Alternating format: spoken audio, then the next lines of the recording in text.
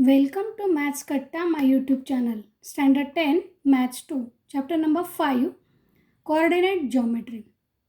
Now, in the previous year, you studied about the distance between any 2 points on the number line. Again, we will revise this. Observe this number line. This is 0, 1, 2, 3, 4, 5 positive numbers on the right side. -1, -2, -3, -4 and -5. These are the negative numbers on the right side, left side. Now, the points A, P, Q are lie on this number line. You know that these points have the coordinates. A have coordinates -3, P coordinate is 3 and coordinate of Q is 5. This is O point as a origin. Now, consider the distance between any 2 points, that is P and Q. Distance between P and Q. To find the distance between any 2 points on the number line, we always subtract the smaller coordinate from the larger coordinate. This is LQ means larger coordinate minus SQ means smaller coordinate. Now, coordinate of P is 3, coordinate of Q is 5. You know that when you go on the right side, then the numbers will goes on larger. That means 5 is greater than 3. Means 5 minus 3 will get 2. This is a distance between the 2 points. Now observe the point on the left side and one point on the right side. That is distance between A and P. What is the coordinate of A? -3. Coordinate of P is 3. Which is the point on the right side in between these two? The P is a point which is on the right of A. Therefore, coordinate of P is greater than coordinate of A. Means 3 is greater than -3. Therefore, larger coordinate is 3 minus smaller coordinate, that is in bracket -3. Always write down the negative numbers in the bracket. Therefore, when the negative sign is outside the bracket, it will get changed. Means 3 plus 3. You will get answer 6. Then you can observe that distance between any 2 points is always a positive number. When the coordinate of P is any one, P and Q are x2 and x1, then the distance between P and Q is equal to x2 minus x1, where x2 is greater than x1. Larger coordinate is x2 and smaller coordinate is x1. This we studied about the any 2 point distance between any 2 points on the number line in the last year. Now we want to study about to find the distance between the 2 points on the x-axis, means on the coordinate geometry. Now we'll start the coordinate geometry again. Observe the coordinate axis system, that is x-axis and y-axis. Now O is a intersection of these two, x-axis and y-axis. It is called as origin. Take any 2 points on the x-axis because you want to find the distance between 2 points on the x-axis. Therefore, take 2 points on the x-axis. You know that the coordinate of x point on the x-axis is of the type x coordinate and 0, because when the point is on the x-axis, then its y coordinate is always equal to 0. And therefore, coordinate of P is say x1, 0 and coordinate of Q is suppose x2, 0. These 2 points lie on the x-axis.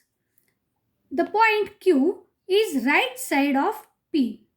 बघा Q हा point P च्या उजवीकडे आहे. Therefore, x2 is greater than x1 and hence distance between point P and Q is x2 minus x1. Again, write the formula, that is distance between PQ is equal to x2 minus x1. This is the point when they lie on the x-axis. Then its x coordinate, subtraction between the x coordinate will be its distance, because the point is on the x-axis and y coordinate is same, that is it is equal to 0. बघा ज्याचा x coordinate मोठा आहे त्या x coordinate मधून x coordinate दुसऱ्याचा जो लहान आहे तो मायनस करायचा आहे. पॉईंट जर एक्स ॲक्सिसवर असेल तर x2 मायनस x1 हा फॉर्म्युला लक्षात घ्या. Now to find the distance between the two points on the Y axis. आता वाय ॲक्सिसवर जर दोन पॉईंट्स असतील तर काय करायचं? Again draw the coordinate system here. Suppose this is X axis again and this is y axis. Now R and S, these two points are lie on the y axis. बघा आता आपल्याला y axis वरचे पॉईंटचं distance काढायचं आहे म्हणून दोन points y axis वर घेतले. मग आता त्यांचे कोऑर्डिनेट्स काय असतील तर एकाचा y कोऑर्डिनेट y1 असेल आणि दुसऱ्याचा y कोऑर्डिनेट y2 असेल. पण x कोऑर्डिनेटचं काय तर हा y ॲक्सिसवर असलेल्या प्रत्येक पॉईंटचा x कोऑर्डिनेट हा 0 असतो आणि म्हणून R coordinate of R is 0, y1. Coordinate of S is 0, y2. They are lie on the y-axis. Observe that on the coordinate system, which point is on the above of the other. म्हणजे कोणता point हा दुसऱ्याच्या वरच्या बाजूला आहे.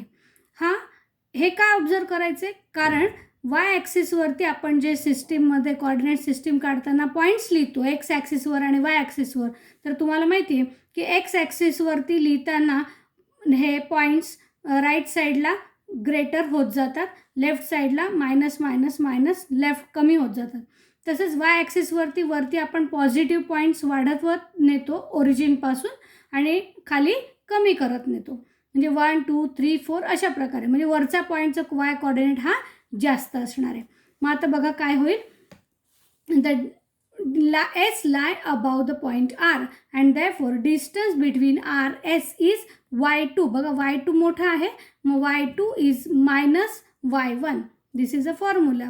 Means to find the distance between any two points on the y axis, the formula is distance is y2 minus y1. आता आपल्याला आणखीन दुसराही विचार करायचा आहे. प्रत्येक वेळेला पॉईंट हा ॲक्सिसवरच असेल असं नाही. मग आता आपल्याला काय बघायचं आहे की जर एखादा दोन पॉईंट्स हे ॲक्सिसवर नसून कुठल्याही क्वाड्रंटमध्ये असतील आणि त्यांना जोडणारी सेगमेंट ही जर एखाद्या ॲक्सिसला पॅरलल असेल तर काय होईल बघा. To find the distance between the two points if the segment joining this point is parallel to axis in the xy plane. Consider first of all the x-axis. Observe this coordinate system. This is the first quadrant and in this quadrant there are 2 points A and B. The segment joining AB is parallel to x-axis. Suppose the coordinate of A is x1, y1 and coordinate of B is x2, y2. To find the distance between AB, suppose first of all draw the perpendicular from A on the x-axis and B again from the x-axis. You will get AP perpendicular and ABQ perpendicular to x-axis and hence this is ABQP. This forms a rectangle and you know that the opposite sides of the rectangle are always congruent. Means AB is congruent to PQ. Means the distance between P and Q will be same as distance between A and B. And you last time we studied about when the point on the x-axis how to find the distance. The distance PQ is equal to x2 minus x1 and hence distance between AB is also equal to x2 minus x1. बघा आता प्रत्येक वेळेला आता डायग्रॅमच काढली पाहिजे पुढे असं नाही. हे तुम्हाला समजून सांगण्यासाठी आपण बघितलेलं आहे. मग आता काय कसं बघायचं इथे ए बी हे दोन पॉईंट्स आहेत त्याचे कोऑर्डिनेट बघा x1 y1 x2 y1. हा y1 कोऑर्डिनेट त्याचा सेम आहे कारण तर ही लाईन याला पॅरलल आहे. म्हणजे इथे जर आपण जॉईंट बघितलं तर y कोऑर्डिनेट त्याचा y1 असणार आहे इथे. म्हणून दोघांचंही y कोऑर्डिनेट सेम आहे म्हणून x कोऑर्डिनेटचे फक्त काय करायचं आहे सबस्ट्रॅक्शन म्हणजेच x2 minus x1. Now again when the points lie on the any quadrant and the segment joining is parallel to y-axis, what will happen? Observe this figure. These are the 2 points again and the segment C and D. To find the distance between CD, first of all join this segment. This segment is parallel to y-axis. Coordinate of C is x1 बघा, आता इथला point हा x1 असणार आहे आणि याचा x1 y1, डीचा point आपण इथे x1 y1 घेतला आणि सीचा पॉईंट x1 y2 घेतलेला आहे. बघा इथे x1 असणार आहे, इथे y1 आहे आणि इथे y2 आहे, म्हणून याचा कोऑर्डिनेट झाला x1 y1 आणि याचा झाला x2 y2. CR, draw perpendicular CR on the y-axis, DS again on the y-axis. Again it forms a rectangle and hence opposite sides RS and CD are congruent and therefore distance between RS is equal to y2 minus y1. बघा y2 वरती आहे, y1 खाली आहे, म्हणजे y2 हा मोठा आहे, मग y2 मायनस y1. मग जेवढं RSचं डिस्टन्स असेल तेवढंच CDचं पण डिस्टन्स असेल, म्हणजे CD मधलं distance between CD is equal to y2 minus y1. मग आता इथे काय झालेलं आहे बघा, C आणि D हे दोन्ही पॉईंट्स आहेत, त्यांचा x कोऑर्डिनेट सेम आहे, म्हणजे आपण काय केलं आहे, y कोऑर्डिनेटची सबस्ट्रॅक्शन केली आहे. वरती काय झालं होतं की y कोऑर्डिनेट सेम होता आणि म्हणून आपण y कोऑर्डिनेट सेम होता म्हणून आपण x कोऑर्डिनेटची काय केली, सबस्ट्रॅक्शन. पण हे केव्हा, जर ती लाईन किंवा सेगमेंट, त्या पॉईंटला जोडणारी सेगमेंट ही जर ॲक्सिसला पॅरलल असेल तर. यानंतर आता प्रत्येक वेळेला पुन्हा पॅरललच असेल असं नाही. मग जर एखादा पॉईंट एखाद्या क्वाड्रंटमध्ये 2 पॉईंट्स दिलेले असतील आणि त्याचे तिरपे असतील, म्हणजेच काय, ते लाईनला कुठल्याही ॲक्सिसला पॅरलल नाहीत. मग याच्यातलं डिस्टन्स कसं काढायचं, तर त्याच्यासाठी आपण फॉर्म्युला प्रूव्ह करणार आहोत, त्याला म्हणणार आहे डिस्टन्स फॉर्म्युला. अत्यंत महत्त्वाचं आहे distance formula. What is the distance formula? First of all, observe the figure and find the point P and Q in the first quadrant. Suppose this is a x-axis and this is a y-axis. P and Q are the points in the first quadrant. बघा x1 y1 Pचं coordinate म्हटलेत आपण आणि Qचे coordinate म्हटले x2 y2. आता या दोघांमधलं distance काढायचं आहे. मग आपण काय करूया, आता हे दोन्ही पॅरलल तर नाही आहेत कुठल्याही ॲक्सिसला, म्हणून आपल्याला या P पॉईंटपासून एक्स ॲक्सिसवर पण परपेंडिक्युलर काढायचं आहे, वाय ॲक्सिसवर पण परपेंडिक्युलर काढायचं आहे. तसंच Q पॉईंटपासून सुद्धा एक्स ॲक्सिसवर आणि वाय ॲक्सिसवर परपेंडिक्युलर काढून घ्यायचा. मग काय होईल, तर या ठिकाणी हा एक छोटासा रेक्टँगल तयार होईल, तसाच हा सुद्धा एक रेक्टँगल तयार होईल. मग या रेक्टँगलचा उपयोग काय करायचा आहे, तर ह्याची आपल्याला डिस्टन्स काढता येतं. मग याच्यावरून याचं डिस्टन्स काढता येईल.